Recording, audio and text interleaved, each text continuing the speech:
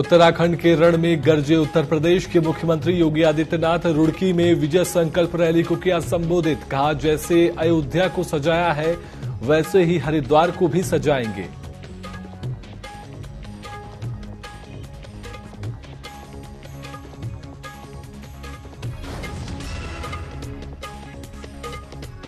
लोकसभा चुनाव को लेकर कांग्रेस ने भी तेज किया प्रचार। कांग्रेस प्रत्याशी प्रकाश जोशी ने गदरपुर विधानसभा क्षेत्र में किया जनसंपर्क। नुक्कड़ सभाएं कर लोगों से की कांग्रेस के पक्ष में वोट देने की अपील।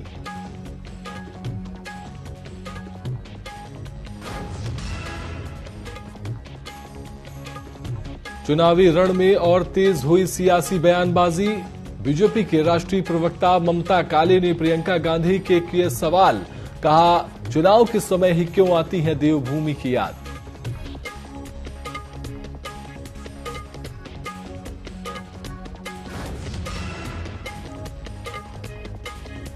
खटीमा में बस और ट्रक के बीच टक्कर। हादसे में ड्राइवर समेत 22 लोग हुए घायल। मुख्यमंत्री पुष्कर सिंह धामी ने अस्पताल जाकर जाना घायलों का हाल, दिए बेहतर इलाज के निर्देश।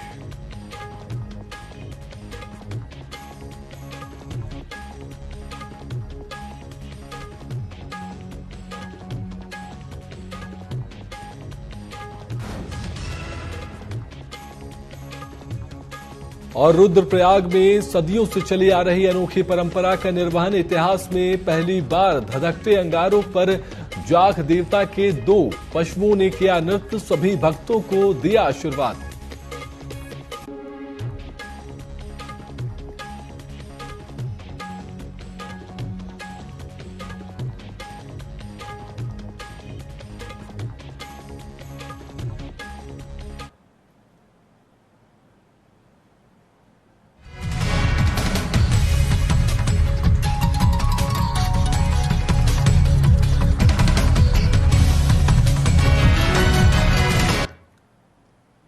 नमस्कार, मैं सिद्धांत और स्वागत है आपका न्यूज अपडेट में।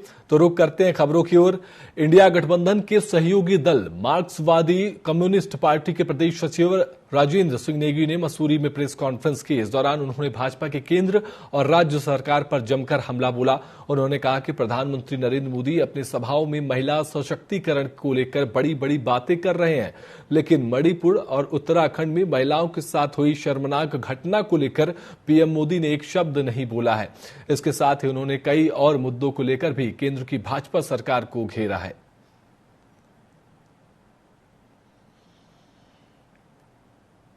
हिंदुस्तान की आजादी के बाद सबसे बड़ी घटना मणिपुर के अंदर हुई, जहां महिलाओं को नंगा घुमाया गया, आपने सबने देखा। और मणिपुर में हमारे प्रधानमंत्री जी एक सेकंड के लिए भी मणिपुर नहीं गए और एक शब्द भी मणिपुर की घटना पर नहीं बोला। और इसी प्रकार उत्तराखंड की 2 जगहों पर आए हैं। और इस समय जो बड़ा मुद्दा है उत्तराखंड के अंदर, अंकिता भंडारी का मामला, उस मामले पर एक शब्द भी जो है मोदी जी ने नहीं बोला, जबकि उनकी यहाँ डबल इंजन की सरकार है। इसलिए नहीं बोला, हमारा आरोप है कि जो उसके हत्यारे हैं, जो इस समय जेल में, उनके पिता जो है बीजेपी के बड़े नेता हैं, राज्य मंत्री का दर्जा उनके पास है। उत्तराखंड रुड़की के नेहरू स्टेडियम में हरिद्वार लोकसभा प्रत्याशी त्रिवेंद्र सिंह रावत की चुनावी जनसभा में शामिल होने उत्तर प्रदेश के मुख्यमंत्री योगी आदित्यनाथ पहुंचे। इस दौरान उन्होंने मंच पर पहुंचकर बाबा भीमराव अंबेडकर जयंती के मौके पर चित्र पर पुष्प अर्पित किया, जिसके बाद उन्होंने संबोधन में कहा कि देवभूमि के पावन धरा को नमन किया। उन्होंने कहा कि बाबा भीमराव अंबेडकर को सिर्फ मोदी सरकार ने सम्मान दिया है। जैसे अयोध्या को सजाया है वैसे ही हरिद्वार को भी सजाएंगे। इसके साथ ही उन्होंने जनसभा को संबोधित करते हुए कांग्रेस पर जमकर निशाना साधा।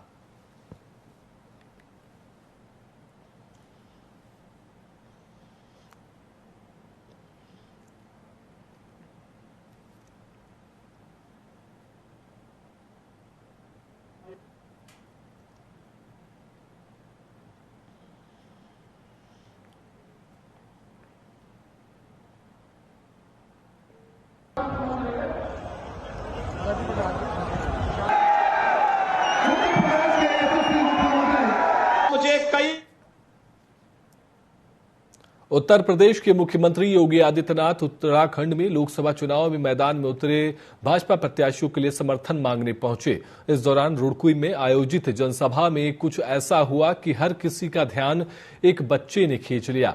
इस बच्चे को देख सीएम योगी आदित्यनाथ के चेहरे पर भी बड़ी मुस्कान आने के साथ ही उनकी आंख भी चमक उठी।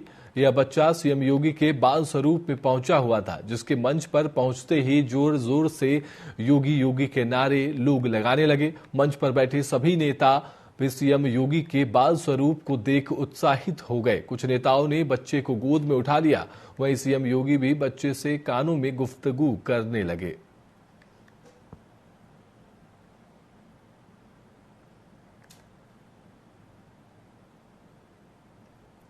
जी का योगदान बहुत ही उच्च स्तर का रहा है, इसलिए हम चाहते हैं कि मोदी जी को पुनः तीसरा कार्यकाल दिया जाए, ताकि देश की जो स्थिति है वो विश्व में ये पटल पर जो इस समय मोदी जी की भारत की जो स्थिति है वो बरकरार रहे। मोदी जी के विकास कार्यों से प्रभावित होकर आए हैं और अनिल जी को जिताने का सब ने संकल्प लिया है और मैं कह सकता हूं कि हम रिकॉर्ड मतों से जीतने जा रहे हैं पांचों लोकसभा। और अनिल बलूनी जी भी हमारे अभी तक जितने भी चुनाव हुए हैं सर्वाधिक वोटों से हम लोग चुनाव जीतने जा रहे हैं। उत्तर प्रदेश के मुख्यमंत्री योगी आदित्यनाथ ने रविवार को उत्तराखंड के श्रीनगर में बीजेपी प्रत्याशी अनिल बलूनी के समर्थन में एक विशाल जनसभा को संबोधित किया। योगी ने कांग्रेस के एजेंडे को स्वार्थ व देश के विघटन का एजेंडा करार दिया। उत्तराखंड के 2 दिवसीय चुनावी दौरे पर दूसरे दिन यूपी सीएम ने यहां एनआईटी मैदान में आयोजित रैली में कहा कि आज मुझे अपनी जन्मभूमि की लोकसभा सीट पर संवाद करने का मौका मिला है। यहाँ का संवाद मेरे लिए आत्म साक्षात्कार होता है। यहाँ के कण कण में शंकर का वास है।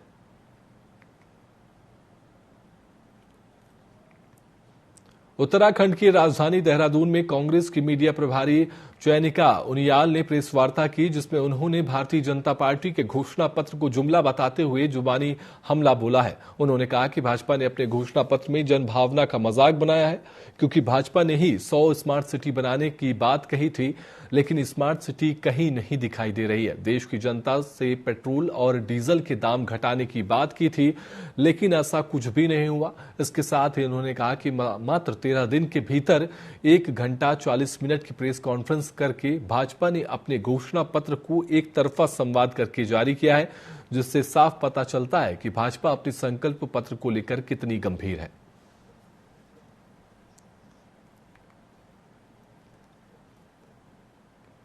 घोषणा पत्र को जारी किया गया है, वही ये दिखाता है कि भाजपा इस घोषणा पत्र को लेकर के कितनी गंभीर है। दूसरी बात, इस घोषणा पत्र में पूरे के पूरे घोषणा पत्र में जब इस देश के अंदर हर रोज 2 किसान और 2 नौजवान जो है आत्महत्या कर रहे हैं, इस पूरे के पूरे घोषणा पत्र में रोजगार का जिक्र, शब्द जो रोजगार है वो सिर्फ मात्र 2 बार आता है।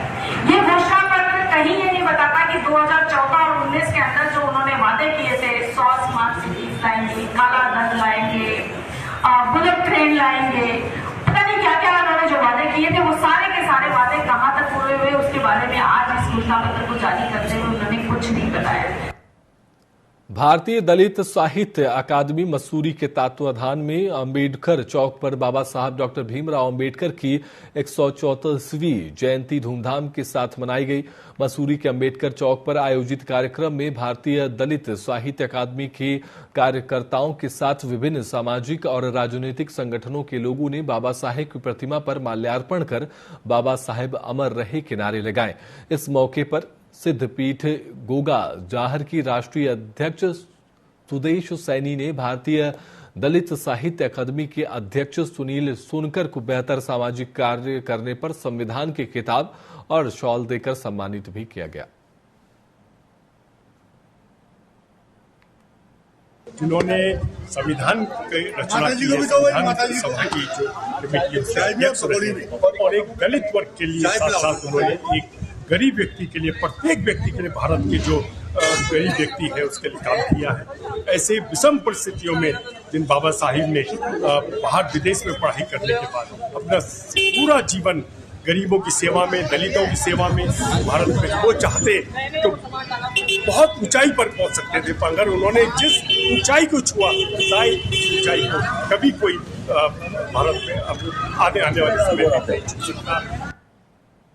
जिन्होंने संविधान एक ऐसी हस्ती जो कि बार इस धरती पर जन्म नहीं लेती, उन्होंने अपने इस धरती पर जन्म लेने के बाद और एक दलित समाज में जन्म लेने के बाद जो उन्होंने हमारे भारत देश को संविधान दिया, वो पूरे देश विदेश में आज और उसी पर सब लोग चल रहे हैं।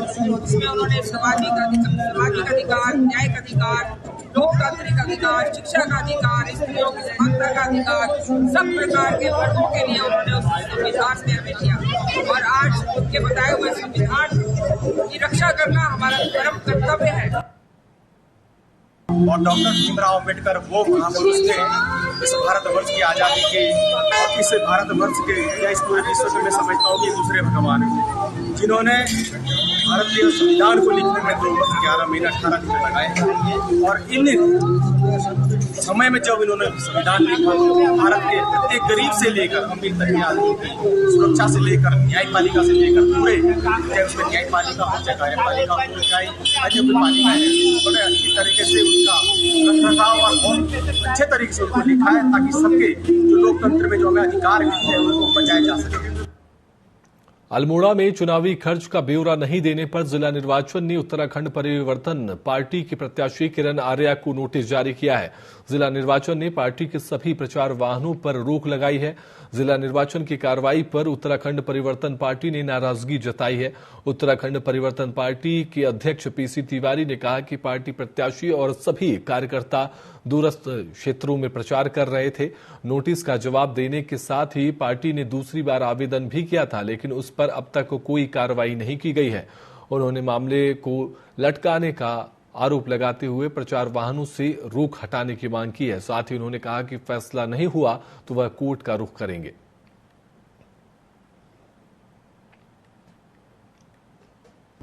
हमें आक्रोश है और हम ये कहना चाहते हैं कि तत्काल हमारी परमिशन दी जाए या तत्काल जो भी फैसला हो आपके पास पहुंच गया, फैसला कर दीजिए। चुनाव आयोग तो 24 घंटे सक्रिय रहता है, तो आप फैसला करिए। तो फैसला न करके आप 16 तारीख तक हमको क्यों लटकाना चाहते हैं? और इससे हमारी पूरी चुनाव प्रक्रिया प्रभावित हो गई है, हमारे संसाधनों का दुरुपयोग हो गया है और उत्तराखंड के लोग जो पूरा समर्थन दे रहे हैं, सड़कों पर लड़ रहे हैं भूमाफियाओं के खिलाफ, सशक्त भू कानून के खिलाफ, बेरोजगारी के खिलाफ, महंगाई के खिलाफ जो लड़ाई लड़ रहे हैं, उन तक बात न पहुंचकर कुछ पार्टियों को सीधे अप्रत्यक्ष तौर पर इसका फायदा हो रहा है।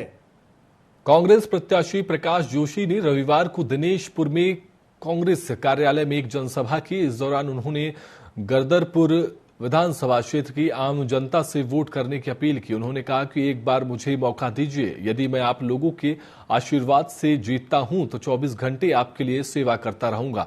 इसके साथ ही उन्होंने कहा कि भाजपा के वर्तमान प्रत्याशी केंद्र में मंत्री भी रह चुके हैं, लेकिन उनके नाम के कोई भी पत्थर नहीं आपके क्षेत्र में ना लगा है और ना ही कोई विकास हुआ है, लेकिन मैं हमेशा आपकी सेवा में उपलब्ध रहूंगा। मेरा मूल मकसद है रोजगार देना, शिक्षा को और विकास करना और महंगाई को लगाम लगाना।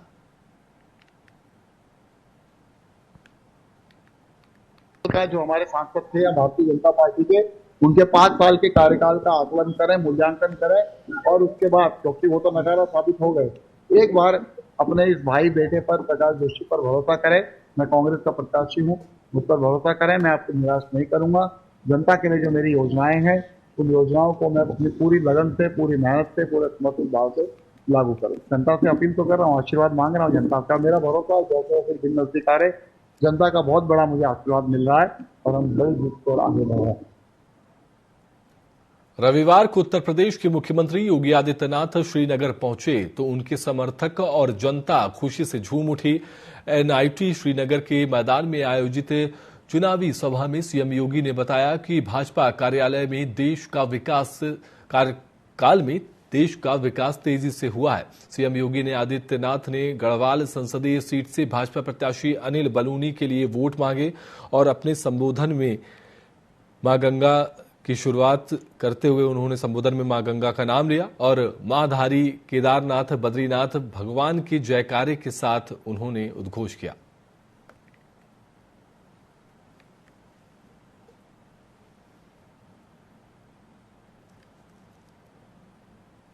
अस्सी लोकसभा सीट और 80 की 80 सीट मोदी जी के हवाले उत्तर प्रदेश करने जा रहा है। और मोदी जी ने ऋषिकेश में से उत्तराखंड वासियों का आह्वान किया था और उन्होंने कहा था, मुझे उत्तराखंड में उत्तराखंड के पंचकमल की माला चाहिए, पंचकमल की। यह आपका आश्वासन मोदी जी के लिए, यहां के विकास के लिए, यहां की समृद्धि के लिए, यहां पे चल रहे प्रोजेक्ट को आगे बढ़ाने के लिए और उन अभियानों को जिसके लिए इस देवभूमि की पहचान है। पहले कोई केदारनाथ धाम और बद्रीनाथ धाम की चर्चा करता था क्या? वहां का पुनरुद्धार हो, आधुनिक सुविधाएं मिले, सरकार भी उस योजना का हिस्सा बने। कांग्रेस ने एक काम जरूर कर दिया, मंदिरों के पैसे को धर्मांतरण के कार्यों में जरूर लगा दिया, मंदिर का पैसा मदरसा निर्माण में जरूर खर्च कर दिया। लेकिन बहनों और भाइयों, उन मंदिरों को हम भी शासन के संरक्षण से कुछ उसके पुनरुद्धार की कार्य योजना बना सके, यह काम मोदी जी ने करके दिखाया है। केदारनाथ धाम हो या बद्रीनाथ धाम में चल रहा प्रोजेक्ट इसका उदाहरण है। चारों लोग उस रैली में आए थे, जबकि आज इतनी शादियां भी थी और मौसम की चेतावनी भी वो थी कि भाई बारिश हो सकती, लेकिन फिर भी हजारों लोग आज उनको देखने आए हैं, उनको सुनने आए हैं, मोदी जी के विकास कार्यों से प्रभावित होकर आए हैं और अनिल जी को जिताने का सब ने संकल्प लिया है। और मैं कह सकता हूं कि हम रिकॉर्ड मतों से जीतने जा रहे हैं पांचों लोकसभा, और अनिल बलूनी जी भी हमारे अभी तक जितने भी चुनाव हुए हैं सर्वाधिक वोटों से हम लोग चुनाव जीतने जा रहे हैं। बीजेपी अपनी जो मैनिफेस्टो जारी किया उसमें बहुत युवाओं के लिए और किसानों के लिए और हमारे गढ़वाल के लिए बहुत ही महत्वपूर्ण रहेगा हमारा। और भाई योगी जी की जो रैली उससे बहुत ही हमारा लगा कि बहुत फर्क पड़ेगा हमारे यहाँ से गढ़वाल सीट पर। मैं उन दोनों ने बोला ना कि अपराधियों में हम खैरवली करेंगे और हमारी जो अलकनंदा यहाँ से निकल रही है वो वहाँ पर जा रही है, बहुत हमारे उत्तर प्रदेश को बहुत स्वच्छ कर रही है, बहुत अच्छा लगा उनका। और हमारे पूरे देश की सीमाओं पर हमारे गढ़वाल के लोग जो काम कर रहे हैं देश सीमाओं पर, बहुत अच्छा लग रहा है उसे। देहरादून में भाजपा ने प्रियंका गांधी की जनसभा पर निशाना साधते हुए मां गंगा के तट पर झूठ बोलने का आरोप लगाया है। साथ ही कहा, जो पार्टी अपने लड़की हूं लड़ सकती हूं कैंपेन की पोस्टर गर्ल को पिता के साथ कार्यालय से बाहर फेंक सकती हो, उनके नारी न्याय पर कोई भरोसा नहीं करने वाला है। जिन्होंने किसानों से किया 72,000 रुपए का पिछला वादा अपनी सरकार में कभी पूरा नहीं किया, वे फिर महिलाओं के लिए 1 लाख का शगुफा लेकर आए हैं। इसके साथ ही उन्होंने कई और मुद्दों को लेकर भी कांग्रेस को घेरा है।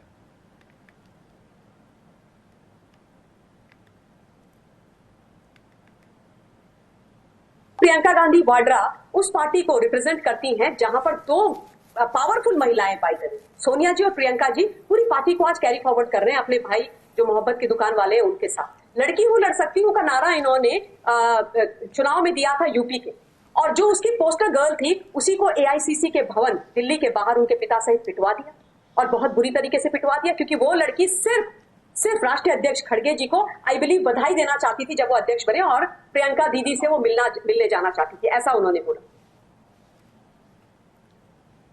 लाल कुआं में अंबेडकर पार्क सेवा समिति ने बाबा साहब डॉक्टर भीमराव अंबेडकर की 134वीं जयंती अंबेडकर भवन में धूमधाम से मनाई। इस दौरान सभी ने डॉक्टर भीमराव अंबेडकर के चित्र पर माल्यार्पण कर उन्हें नमन किया, जिसके बाद छात्र छात्राओं की ओर से बाबा साहब की जीवनी पर आधारित सांस्कृतिक कार्यक्रम प्रस्तुत किया गया। वही कार्यक्रम में वक्ताओं ने बाबा साहब के जीवन पर प्रकाश डालते हुए उनके बताए मार्ग पर चलने का आह्वान किया।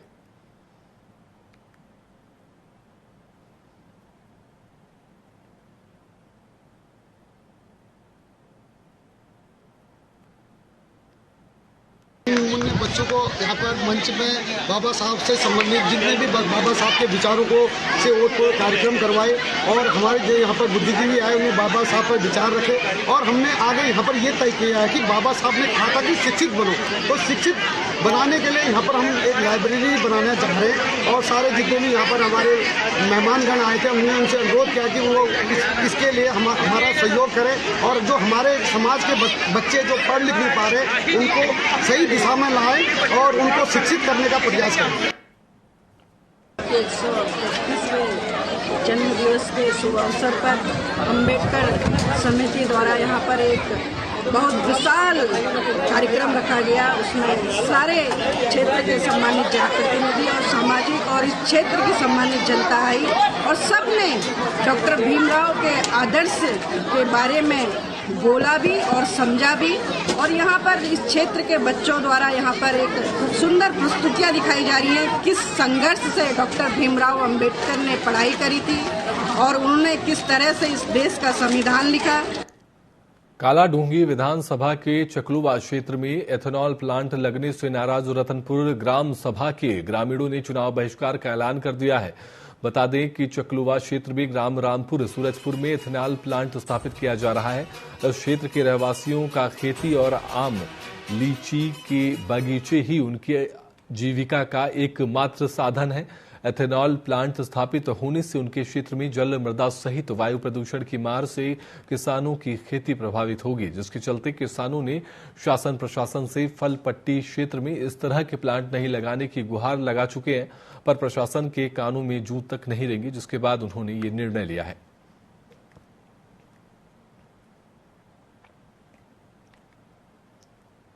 धरने में बैठ के लोग और इसकी जांच के लिए कितनी बार आश्वासन मिला है, लेकिन बिल्कुल ऊपर ही ऊपर रह गया आश्वासन। यहाँ आने का किसी ने कष्ट नहीं किया। 14 मार्च को मीटिंग हुई थी, अभी तक कोई जांच वाच कुछ नहीं हुई है। लिखित रूप में लूंगी कहा गया था, फिर भी नहीं लिया गया है। उसके कोई मानक नहीं है। सारे के सारे विभागों ने आके कहा था कोई मानक नहीं है, उसके बाद भी आज तक अभी तक कोई कार्रवाई उसके ऊपर नहीं हुई है। तो जब तक इसकी फैक्ट्री बंद नहीं होती है या कुछ नहीं होता है, याद इलेक्शन नहीं, इसके आगे पंचायती चुनाव होंगे। पंचायती चुनाव का भी हम लोग पूर्ण बहिष्कार करेंगे। न यहाँ से कोई जनप्रतिनिधि खड़ा होगा, न वोट डाला जाएगा। और जब तक हमारी मांगे पूरी नहीं होंगी, हम चुनाव का बहिष्कार करते रहेंगे। चंपावत जिले के टनकपुर बनबसा आर्मी कैंट के पास जंगल में अचानक से भीषण आग लग गई, जो धीरे धीरे आर्मी कैंट और ग्रामीण क्षेत्र की तरफ बढ़ रही थी। इसी दौरान भीषण अग्निकांड की जानकारी जनपद चंपावत के फायर स्टेशन टनकपुर को मिली, तो आर्मी कैंट बनबसा के समीप जंगल में अग्निशमन केंद्र टनकपुर के जवान तत्काल मौके पर पहुंचकर वनाग्नि को बुझाना आरंभ किया, जिसके बाद अग्निशमन जवानों ने कड़ी मेहनत करते हुए आग पर लाइन काटकर आग पूर्ण रूप से बुझाई। वहीं इस दौरान जवानों ने आग को बुझाकर वन में होने वाले नुकसान को रोका और इस अग्निकांड में कोई जनहानि भी नहीं हुई।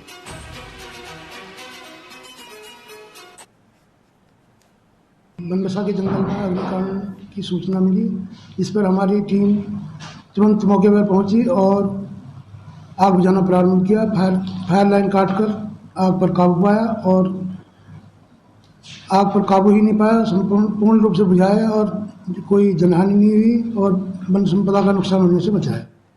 उत्तराखंड के चमोली दुग्ध संघ की ओर से काश्तकारों और आर्थिकी की मजबूत करने के लिए ग्रामीण क्षेत्रों में समितियों का गठन कर दूध को इकट्ठा किया जाता है। इसके बाद दूध को सिमली प्लांट में लाकर वहां से बाजारों में वितरण कर दुग्ध संघ अच्छा मुनाफा कमा रहा है, जिससे सरकार की आय भी बढ़ रही है। अब युवाओं को रोजगार भी मिल रहा है, इससे ग्रामीणों की आर्थिक स्थिति भी मजबूत हो रही है। हमारे गांव में सोसाइटियां हैं जिसमें हमारे गांव के लोग जुड़े हुए हैं और वहां पे दूध कलेक्ट होता है। वहां से दूध कलेक्ट होने के बाद हमारे दुग्ध संघ में आता है। दुग्ध संघ में दूध की प्रोसेसिंग होती है। प्रोसेसिंग होने के बाद हमारा दूध जो है आर्मी को सप्लाई होता है, आईटीबीपी को सप्लाई होता है और मार्केट में जाता है। और इससे हमारे दुग्ध संघ को फायदा है, इससे सरकार को भी फायदा है। चमोली में पुलिस जवानों और आवश्यक सेवाओं से जुड़े कार्मिकों ने सुविधा केंद्र में पोस्टल बैलेट से मतदान किया। चुनाव आयोग ने इस बार ड्यूटी पर तैनात कर्मचारियों, अधिकारियों के अलावा आवश्यक सेवाओं से जुड़े विभागीय कार्मिकों को भी डाक मतपत्र से मतदान की सुविधा दी है, ताकि कोई भी मतदाता मतदान से वंचित न रह सके। डाक मतपत्र के लिए 191 पुलिस जवानों ने आवेदन किया था, जिसमें से 154 जवानों ने सुविधा केंद्र में अपना मतदान किया।